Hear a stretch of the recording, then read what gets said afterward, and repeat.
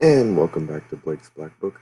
Um, I'm pretty butthurt for this episode because I already recorded like a 20 something minute video, and then I realized the audio for the videos sucked. So we're gonna try it again. Hopefully this time it works. Um, Today I wanted to talk about the shooting of the professor, the MIT professor, um, and the how apparently it was by the same guy who was responsible for the Brown University shooting. Um, I didn't know too much about either of them, but I saw a video earlier today that kind of gave me a perspective and made me curious about some things. So let me go ahead and show a few minutes. Now, this is from the channel Redacted on YouTube. Killed. Well, this is a strange story. Nunu Laero, he was until yesterday MIT's leading nuclear fusion scientist. His plasma research led to incredible clean energy breakthroughs. Plain dead, no fossil fuels. He was murdered at his home on Monday. Here is the news report. Shot dead at 47 years old. Nunu Laero. Am I saying that right? Moreiro. I know. I was practicing all morning. Laero. Moreiro. Yeah, I lived in Portugal for 5 years, and you think I'd be able to nail it. And he's from Lisbon originally. One could argue, like Tesla before his ultimate untimely death, that Nunu's plasma physics research could have changed the world. You could argue that sources have confirmed to Redacted that he had made a few energy giants very nervous. Turns out that he's not the first MIT fusion scientist to suddenly be murdered in his home. In 1989, Eugene Malov exposed a cold fusion cover-up by the Department of Energy and MIT itself. There he is. He even wrote a book about it called Fire from Ice, searching for the truth behind the cold fusion furor. Before he was murdered, he talked about how threatening this research was to the powers that be. What we really had was a threat to the scientific establishment. The threat of it even being implied as real and having monies, shall we say, being diverted from their favored programs. And that was a threat. It was real. Overwhelmingly compelling, as I said, in Fire from Ice. It was real. Now it's 100% certain. Interesting. Overwhelmingly real. Meanwhile, so coincidence? What did Nunu know? Andrew Goff is a former History Channel host, researcher, investigator. He's also the host of Conspiracy Hour on Unified TV, and he joins me now. Andrew, great to see you. Thank you for doing this. It's great to be on the show. Thank you. So this is a very disturbing story, is it not? It is. And when you think about the laundry list of individuals, I was speaking to a source today, said it's very, very sad because, look, there's a long list of individuals who've gotten very close to the sun, so to speak, where we might have free energy. And suddenly these people are murdered or they disappear or they're locked up and thrown behind in jail. What do you make of this? Yeah, it's just the latest in a long line of similar incidents, right? So anybody who has a cure for a disease, it could be cancer, it could be almost anything. It could be the individuals who find out how to power automobiles with water, not gasoline or petrol. They're murdered, they're suicided, they go missing. It's as though the establishment has a iron grip on what is allowed to be used, such as free energy. I mean, Tesla was found dead in his apartment for no apparent reason. We're not taught about things like the ether. We're not taught about what Tesla discovered. We have to kind of go and research that on our own. So it's very disturbing that Nunu has been murdered. And the question is, what had he discovered? What was he about to announce? And when you think of the fact that he was responsible for MIT fusion and plasma division, that opens up the possibilities to not just free energy, but what's plasma? What is the energy that he's studying? It has to do with the sun, it has to do with the moon, it has to do with so many things that he could have been just about to reveal. And thus. So there was that. That guy mentioned, I think he said his name was Andrew Golf. But either way, he mentioned someone who had been whacked for discovering a water-powered car instead of petroleum. Who he was talking about was actually this guy, Stan Meyer, who there's like a 30-minute video, almost 40-minute video on YouTube that of him basically going through showing the car, all the different aspects of it that make it work. I'm not a scientist, but it was something to do with a water celled fuel or water walled cell, something like that. But it basically like turned the water or fused the water and turned it into hydrogen, something like that. Let me use a better explanation so I don't sound like so much of a dumbass. It worked through an electric water fuel cell, which divided any kind of water, including salt water, into its fundamental elements of hydrogen and oxygen, by utilizing a process far simpler than the electrolysis method. Despite skepticism, the legitimacy of the car that runs on water, Meyer was able to patent his invention under Section 101 of the Subject Matter Eligibility Index. And here's a little bit of what Sam Myers said about the car. Keep pulling the oil out of the ground and expect it's going to be there forever. The hourglass effect is occurring at a more faster rate now on nuclear power plants. China's opened the doors to Western technology. 25% of the population of the world wants the same goods and services that you and I have been enjoying, and the industrial base cannot be maintained or expanded without the supply and utilization of energy, of which we have very little fossil fuel left. So it's imperative that we develop the technology that we can move very quickly. And of course, water was the answer to it, because water is a very free and abundant energy source. And so this technology has led us to the abilities of harnessing and using the water in this particular way, which we call the water fuel cell technology. And I mean, that's another thing. I'm not an expert, obviously, but I mean, it sounds legit enough, I guess. I don't know. There was a documentary I've seen called The Lost Century. It was presented by this guy named Dr. Stephen Greer. He's big in like the UFO community, at UAP, whatever. But the documentary is mostly about lost technologies. It's what's called the lost century. It's all these different technologies that have been created that have been basically stolen away or blacklisted, so that way it doesn't get out there where people can utilize free energy, essentially, free energy and other things like that. There was actually, it's weird because Tesla, after he died mysteriously, John G. Trump, I think it was, who's Donald Trump's uncle, was a professor of like engineering at MIT, was kind of the one responsible for researching or like looking over all of Tesla's research. And there was a law that was created. Let me see, I think it was in 1951 here. The Invention Secrecy Act of 1951 allowed the US government to restrict the disclosure of certain patents for national security reasons. This act was influenced by earlier policies during World War II that kept many patent applications secret to prevent sensitive technologies from falling into enemy hands. So supposedly it's, for national security, the same way everything else, every other secret has to do with national security. Somehow, like releasing Epstein files has to do with national security or UFOs or whatever.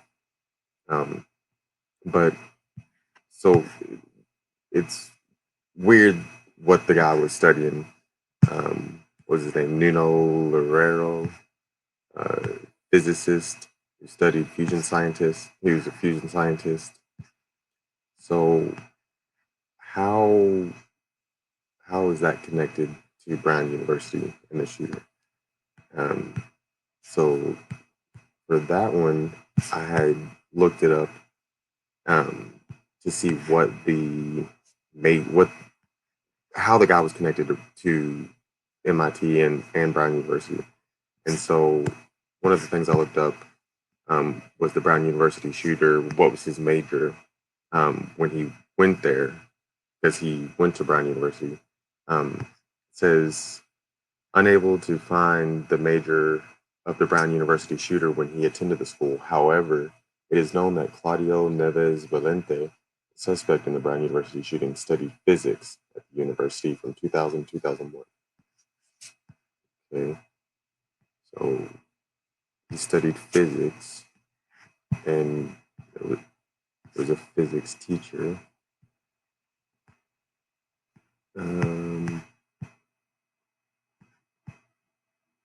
Then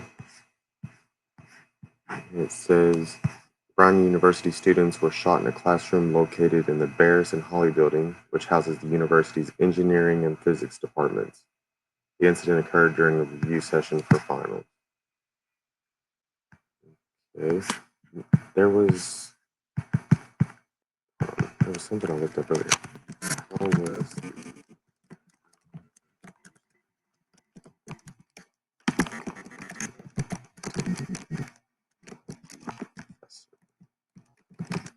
close this tab that I had opened earlier?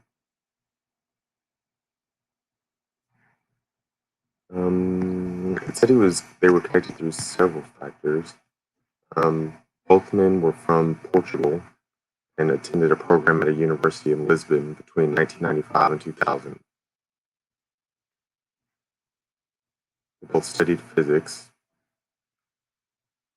And then it says on here, investigators believe that Neves, Valente, and Lajeo knew each other. Okay. Well, I mean, I would kind of assume that he knows the guy if he's gonna whack him. So, okay. But for me, it's always weird because with Ivy League schools, the same with anything, most things, intelligence agencies are involved in one form or another. And with Ivy League schools, with pretty much with all universities or colleges, um, I mean, the military, the Department of Defense, the Pentagon, all these things, they can get free research basically for national security at all these different universities. They can get, research for cures for drugs or, for viruses and how to pandemics, how to all kinds of stuff. They can get all this research that they do at universities by, giving them funding, like how Harvard gets all this funding from the federal government and all these other Ivy League schools get funding. I even looked it up here. And it's weird because I looked it up multiple times and I had to kind of reword things because it wouldn't show me. It wouldn't show. I literally searched this like 15 minutes ago and got a completely different answer. And I closed the tabs, reopened them, tried to search again, and cannot find it. This is the closest thing I could find. So it says Brown University has several connections to the CIA. Historically, the CIA has used front groups to secretly fund students and faculty research at Brown. The university allows the CIA to send officers to the mid-career program at the Kennedy School of Government, although the school continues to act undercover with the school's knowledge. There was something in here, though, earlier about how there was these rules where they were trying to basically get foreign students to come over and go to the university, and it was like signed by like 8 professors, or I don't know. Well, like I said, I looked for it and couldn't find it. And then I swear I had another.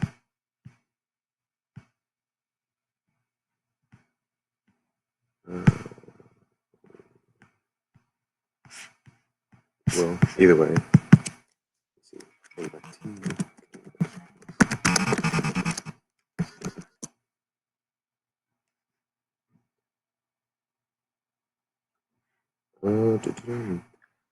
Here we go. Financing. The Center for International Studies at MIT was originally financed by the CIA, although the character of the center changed over time to avoid being a captive of any government organization. Currently, 2/3 of the center's operations are funded by major foundations, with the remainder coming from research contracts with various government agencies, including the CIA. And I can't remember, I just saw it earlier too, but like the Rockefeller Foundation, the Carnegie Foundation, those are like some of the um, um, major foundations that fund MIT.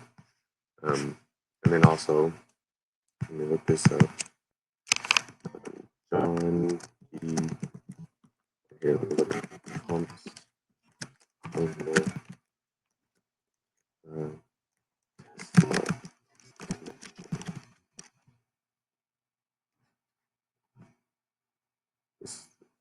I didn't realize Donald Trump's uncle, John G. Trump, had a connection to Nikola Tesla. After Tesla's death, John G. Trump was tasked with evaluating his papers to determine if they contained any ideas of significant value.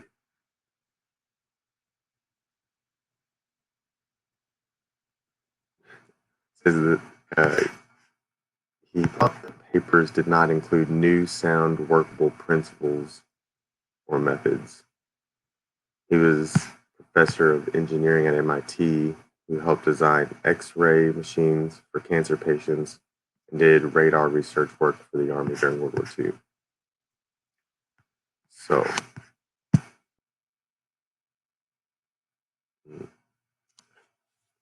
I don't know. I mean, maybe it's just me, but seems just kind of odd. As an MIT professor gets whacked, studying, possibly discovering free energy or God knows what. I'm sure all of his research is confiscated, gone, because, and even if he did have patents, the Inventions Secrecy Act of 1951, that basically just allows the government to take any patents that they want for national security. But I don't know. He's whacked. He studied physics. Shooter went to Brown University, studied physics, shot people in the physics department, shot this professor. They knew each other from what, 30 something years ago, 20, 30 years ago. I mean,